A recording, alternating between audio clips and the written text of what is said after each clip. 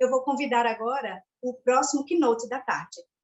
E para falar sobre o desafio da captura de impressões digitais em recém-nascidos e crianças, lições aprendidas. Para falar sobre isso, nós vamos convidar Steve Sages. Ele é diretor de tecnologia e cofundador da Sinolo. So yes, I'm Steve Sages, and I'm the CTO of Sinolo Biometrics in San Diego, California. And what I'd like to talk to you, thanks for inviting me to talk about the issues of surrounding fingerprinting and the challenges newborns and children. We have some programs that we've been working on and discuss some lessons learned that we've discovered in our research. So the challenges of newborns and children, we all know what children are like.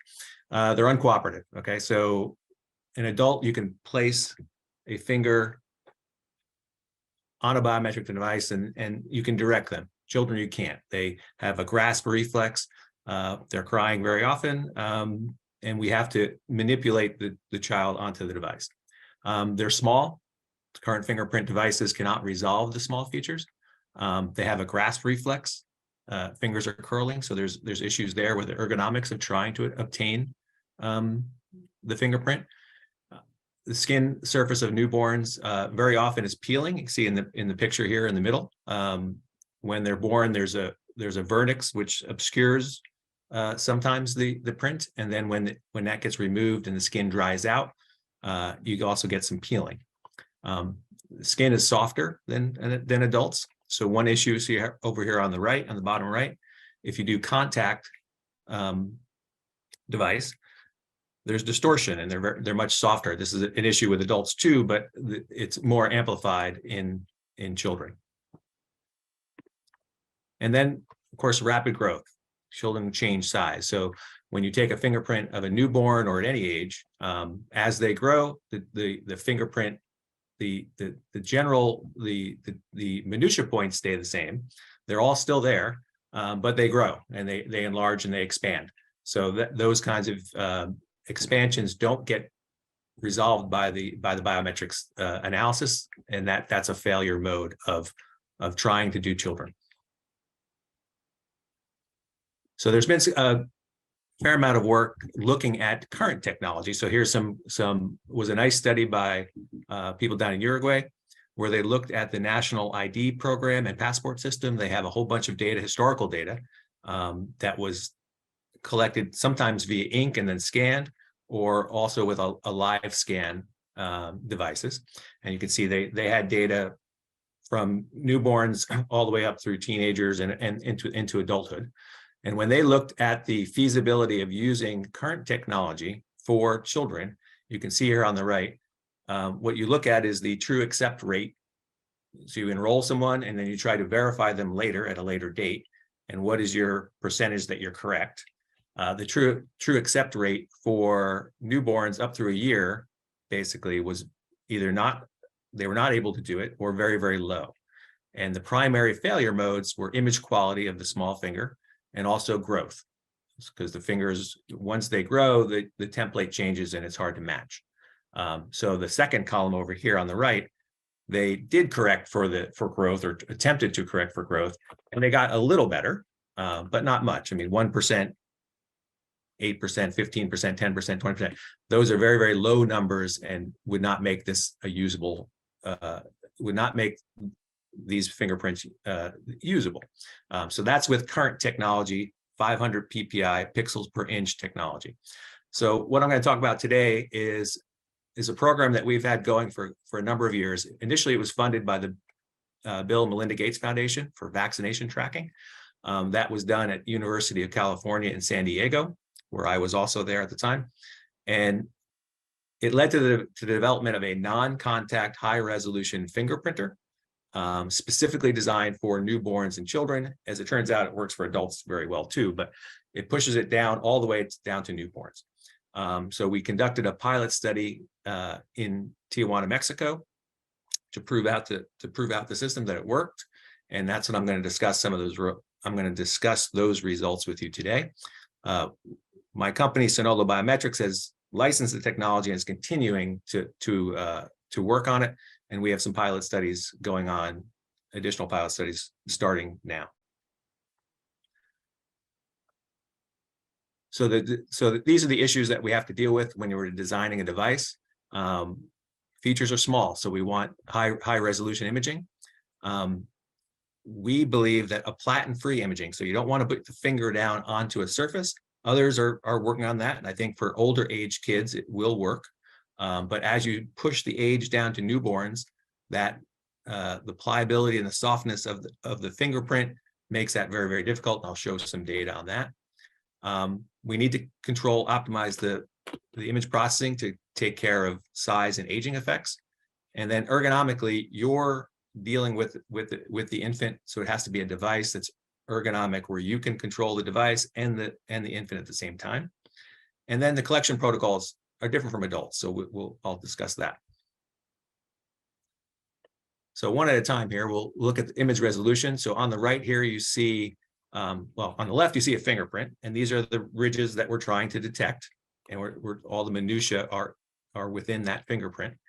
And the distance between those ridges are what's important. We need to be able to resolve that stuff.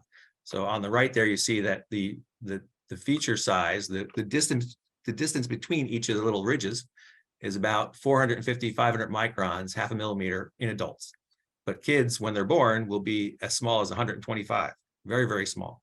So in essence, current adult technology has a pixel size that's 50 microns, and we're pushing it down to 8.3 microns so that we can resolve the small features. On the platen-free imaging, so what we don't want to do is put on the left here, what you see is the same fingerprint put down on a high-resolution, touch finger printer, and you can see the distortion and the the movement of the finger, because the kid can't necessarily control that. You get a lot of distortion. It makes it very hard to distinguish the valleys and the ridges and valleys, and there's a lot of distortion of the minutia points. For our system, we have a non-contact system where the camera, there's no platen. We just have an aperture to place the finger on, and you can see here that we don't get distortion, and we get these high resolution, distortion-free images, which is very, very helpful. So for age correction, what the problem is if you have a 5-year-old, say, and they come in at 7 and 11 years old, obviously they're growing. So they grow. So what happens is the template from the 5-year-old to the 7 or 11-year-old doesn't match because the size has changed, and you can't get a biometric match. So what people have done have done some research, and it helps us to try to correct for this, is that for an individual, the finger and the minutia positions are isotropically get larger with age. So it's very symmetrical in both directions. So that's a helpful fact to know to try to correct for this. So what people have done is, and this is some work out of, I think out of the EU, where they apply a growth factor. So we have the young, the enrolled young image, and we say, okay, 2 years later, they're coming in, let's apply a growth factor, and then we can fix the discrepancy between the sizes. So that would happen something like this. You have a 5-year-old, you have a growth factor that you apply to make it the same size as the 11-year-old, and then they can match. So they apply the growth factor in this case to match a 5-year-old to, say, an 11-year-old. This works, but it's based, if we go back, we look, all this is based on an average growth rate of kids. And as we know, children are not all the same size at every age. You have, at any age group you have small children, you have large children. So any given age, you can't predict what their size is going to be. They grow at different rates also. And a newborn to 1 year will grow much faster. And then as you get older, the growth rate slows down. So to try to come up with a suite of growth factors that work for all those different ages in an unknown way is very, very difficult. You also have to know when they were verified when they were enrolled, what was their age and what are their age now. So if you're in a verification mode, that might work. But if you're in an identification mode, and you don't know what age they were when they were enrolled, then this whole process kind of falls apart. So what we've done a little differently is here on the left of this picture, you see an adult fingerprint. And essentially, when you take an image of a fingerprint with a 500 ppi pixels per inch standard fingerprinter, that puts about 10 pixels between every one of those little ridges. And that's pretty consistent. It's plus or minus a little bit, but for the most part, adults are in that 400 to 500 micron range. So what we do is we take the child's image from any age, and we create a 500 ppi adult equivalent size. So we bring them all to 500 ppi. So we'll measure the number of pixels for the child. We're very high resolution, so we'll have lots of pixels there, and then we'll reduce it and make it the size of an adult, so that all the commercial software that does fingerprint analysis will work. So you can look at that here, where we have say a day of birth, a small, and a 1-year-old and adult. We'll bring them all down to the same, and these green pictures would be the same template. So no matter what age you are during an enrollment, we'll bring it to this common size. And if you come in and you're 5 years old, we'll bring you back to a common size. And that's how we do our age correction. And just to kind of highlight, you just don't know. These are 2 pictures about sizing. These are 2 pictures. One of them is an adult, me, and one of them is a 4-year-old. So they look very, very dangerously close. So to apply a growth factor or some kind of correction factor simply based on age is very, very, very difficult. So that's a 4-year-old, and that's an adult fingerprint. So there's a very wide range. You'll get children that have very well-defined, like this one, very well-defined fingerprints, and some that aren't. And it's very hard to apply a growth factor due to all that variability. And just to show you the resolution that we're getting, you can see there the pores and the very high quality image that we're getting. So to tie this all into a single device for this program that was done initially at University of California, San Diego, we developed this device to test in the Tijuana General Hospital. And what it is basically a fixed optical configuration. So the device, as you can see here, this is a cute one we call the Panda. And it's entirely enclosed so that you place the child's finger onto an aperture that's sized appropriately for the finger size. That's how we handle different sized children. So you see this picture up here on the right. Those are 3 different finger sizes, and we have 3 different apertures that we can place it down in just to support the finger, but then give a clear view of the fingerprint. And then we have a little dial that you could just rotate it to put the correct aperture in place. And then it's no contact, so there's no distortions. And then it's very, very high resolution at 3000 ppi. So this device was taken, and we did a pilot study in Tijuana General Hospital. And you can see here, we enrolled about 500 kids. The hospital obviously has a birthing center, but also has a vaccine line. So we got children that as they were born, and then we also got children that were coming in for vaccines and multiple visits. So the 0 to 3 days at first enrollment that you see there were the newborns, and then greater than 4 days enrolled was kids that were coming into the vaccine line. And then when they came back for subsequent visits for the vaccine lines, we'd get them again. So they'd have follow-up visits. So down here, you could see where we had 50% of the kids came back, and then another set of people came back a second time and a third time. So we had all these visits with an average. So there's all these visits with average time between scans of about 33 days, but we went up to, I think we have everything from a delay from enrollment to verification from 6 days to over 1.5 years. So here, just give you an example of a longitudinal result. Here's a 1-day-old, and then at 64 days, as you can see, all the way to 465 days. And those are the binary images that we calculate along the way, and these all match very well. And these are all corrected. You know, this child was growing over that year and a half, but all of our templates along the bottom there are sized appropriately so that we can match them across all ages. So the result of that, we can just look on the right, basically is a couple of things. One is, unlike the first slide that I showed you that was using standard technology, standard finger printers at 500 PPI, contact printers, they had true accept rates of either they couldn't do it or in the low 1, 2%, 5%, 10%. So for a single finger for the newborn 0 to 3 day enrollment, we were getting 77% true accept rates using one finger. And then for the later kids where they were enrolled later, it was up in the 90%.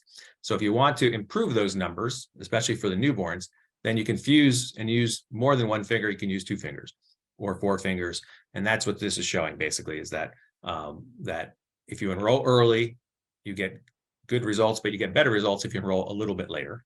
And then if you want even better performance, you change the sequence so that you fuse the scores from a couple of fingers and make sure that you get a couple of fingers. And the performance gets in the high 90s. So all this data was for everyone. So whether you were enrolled at birth or at 4 days, all this data is for lumped people, no matter how long it took them to come back. It was a year and a half or 6 days or whatever it was. So that's what these numbers represent. But if we want to tease out a little more the performance, we can look at the performance as a function of the gap between enrollment and verification. And you can see on the left here for the newborns, enrollment group of 0 to 3 days, it's relatively flat for up to 3 months, and then it starts to reduce as time goes on. The same goes for the enrollment after birth, maybe about greater than 4 days. And you can see performance again about for the first 90 days is pretty flat. And then it starts to taper off as that time difference gets longer. So what this told us is that we may have to do a better job on the age progression. We're still working at that, but these results are still very, very, very, very good. And this is where you would add finger fusion into it to help your performance. And very critical is failure to enroll. And you can kind of see if the protocol was to enroll all 10 fingers for every kid every time you saw them, and then multiple images of every finger as time permits. So if we wanted to make sure that we got at least 5 good, quality images, then we were, about 2% failure rate. If we wanted to get 10 good images, then we're either in the 10% or 20% failure rate to get all 10. So kids are very difficult. They're small, they peel, all these other issues. So, getting as many fingers, as many images of each finger is kind of critical. But we can keep our failure rates pretty low if our expectation is to get 4 or 5 good fingers. So those were the results of that study, which are very good. So high 90s true accept rates.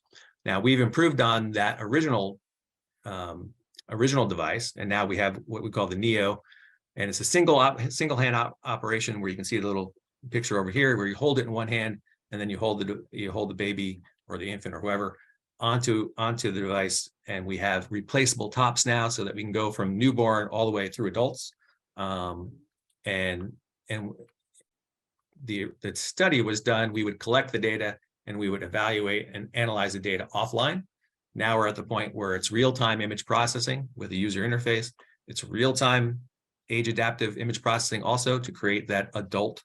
So that's all done in real time. So we can verify and identify in real time. And then we could save the image out in a 500 PPI, or if now 1000 PPI is becoming a little more common, we can save out the images in any kind of format that is required. And we're starting to begin to develop the OEM support for Windows and Linux and SDKs so that we can start to get this into more pilot studies.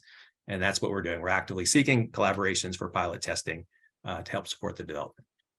Sí, ¿hay alguna prueba que estén realizando en América Latina que puedas comentar con este dispositivo?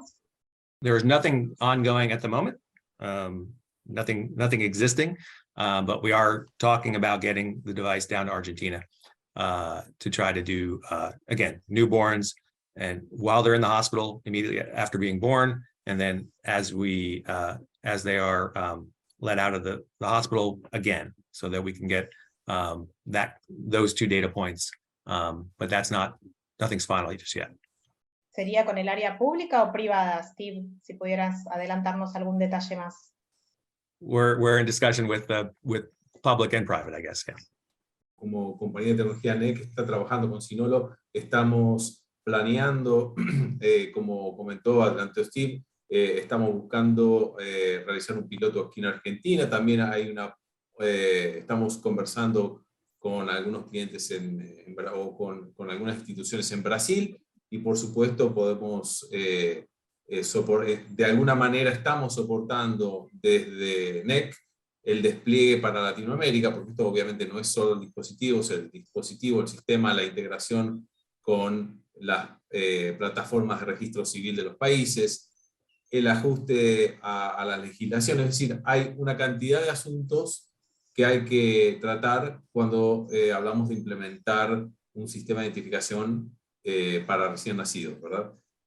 Entonces, efectivamente, la idea es, y Nec está impulsando la promoción de este tipo de soluciones como extensión a lo que ya ofrecemos en términos de identificación civil, como los casos que participaron en el panel previo. Hay varias experiencias, otras experiencias en Latinoamérica, pero justamente el desafío es extender la posibilidad de identificación con huella dactilar hasta el punto de recién nacido, que bueno, tal vez la audiencia no lo sabe, pero como comentó Steve, es un desafío que aún no se ha resuelto. Es decir, la identificación funciona muy bien en base a huellas dactilares a partir de los 5 años.